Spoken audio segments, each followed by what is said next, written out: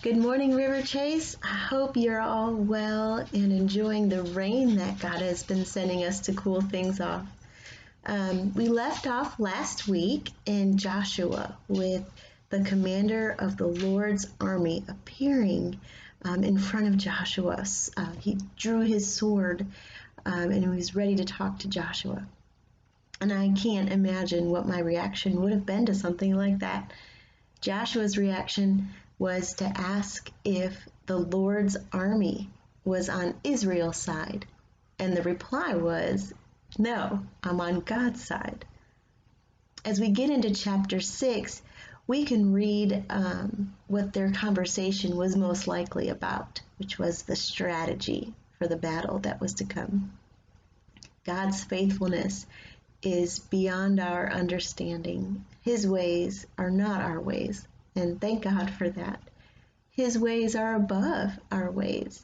And even though we cannot understand why, our response should always be obedience.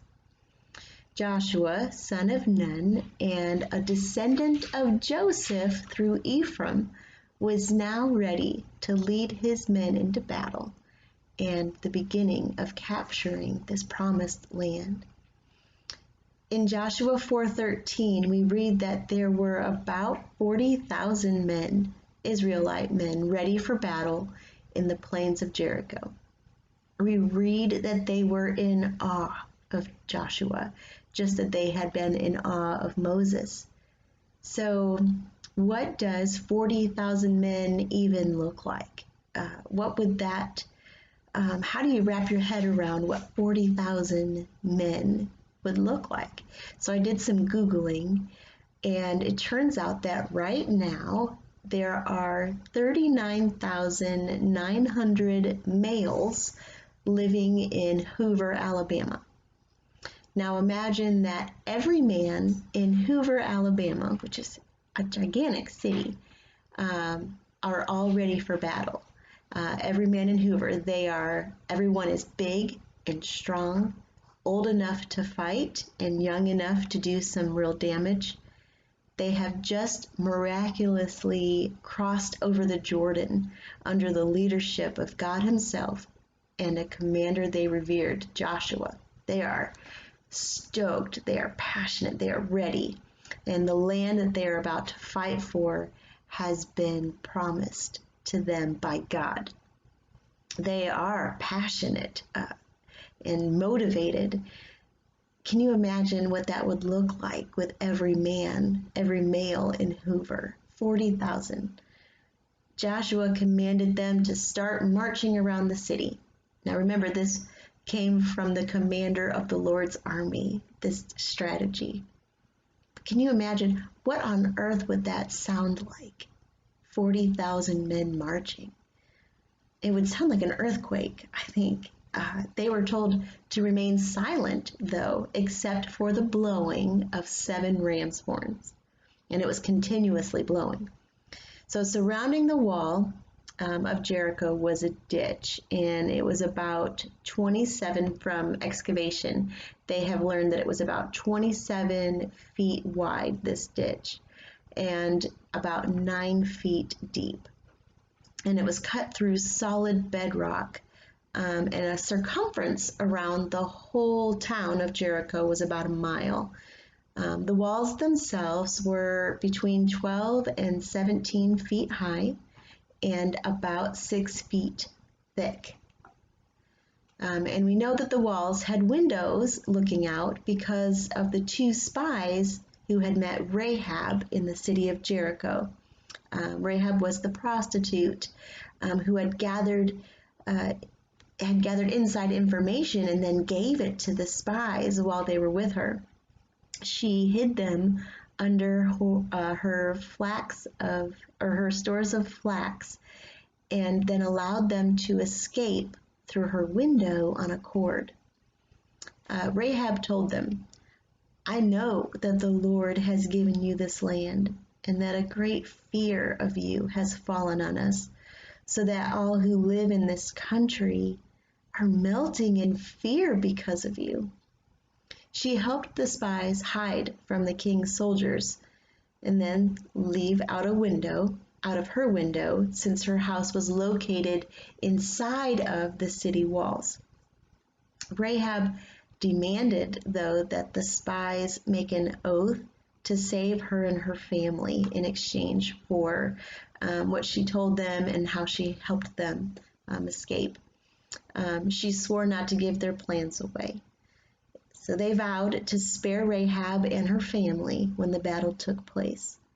She was to fasten a red rope in her window as the symbol of their protection, which is much like the blood of the lamb on the doorposts in Egypt, where death was to pass over. So, for 6 days, the 40,000 men, imagine every man in Hoover, marched around the mile of Jericho. And each time around, I'm sure that those two spies that Rahab had hid glanced up at her window and remembered this promise that they had made. But what were the faces in the other windows like? Did they taunt the Israelites? Rahab said that they were melting in fear, having heard that the God of Israel had done what he had done. But no matter what those faces looked like or what was hollered down at them, they had been commanded not to utter a word.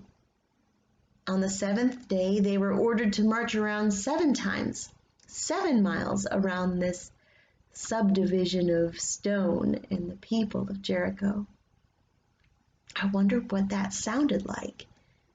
80,000 footfalls, the sound of 7 ram's horns blowing over and over, and the Ark of the Covenant, gold, holy, and surrounded by armed men being carried in a confident march. I wonder what Rahab and her family felt looking out of the window. And this window would ultimately save them. And then on that 7th day, was it the Sabbath? I don't know. One of those 7 days was the Sabbath. But 40,000 men stopped where they stood, stared at the wall, and yelled. They had 7 victory laps on that last day, and they shouted, and the word tells us that the walls fell flat. That must have been incredible and loud and scary. The 2 spies rushed in to rescue Rahab and all her relatives, and then they set them up outside Israel's camp. Israel captured the city and all that was in it, burning the rest.